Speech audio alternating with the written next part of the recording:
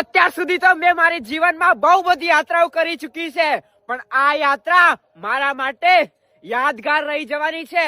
કેટલીય સાયકલ યાત્રા કરી, કેટલીય પેદલ યાત્રા કરી, પણ આ યાત્રા મારા માટે મારા દિલના ધબકારામાં રહી ગઈ છે. જ્યાં સુધી હું આ જિંદગીમાં રહીશ ને ત્યાં સુધી મને મારી યાત્રા યાદ રહેવાની છે, કેમ કે મારા રામશા પીરની યાત્રા છે. અને બીજી વાત કે તમને બધાને ખબર છે કે આ યાત્રામાં મને મારા ગુજરાતમાં કેટલો સપોર્ટ મળ્યો છે.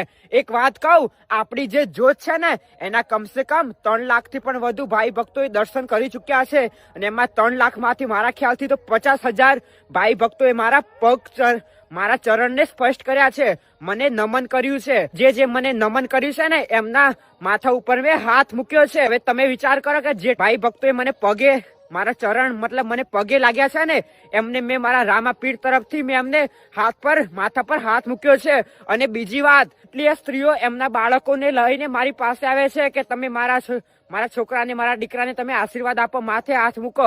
મેં બધાને માથે હાથ મૂક્યો છે. વાત કે બધા મને એમ જાણે છે કે હું એક ભુવાજી છું. હું એક ભુવાજી તો નથી, પણ એક રામાપીરનો દીકરો છું. તો શું તમે કમેન્ટમાં જય રામાપીર લખશો?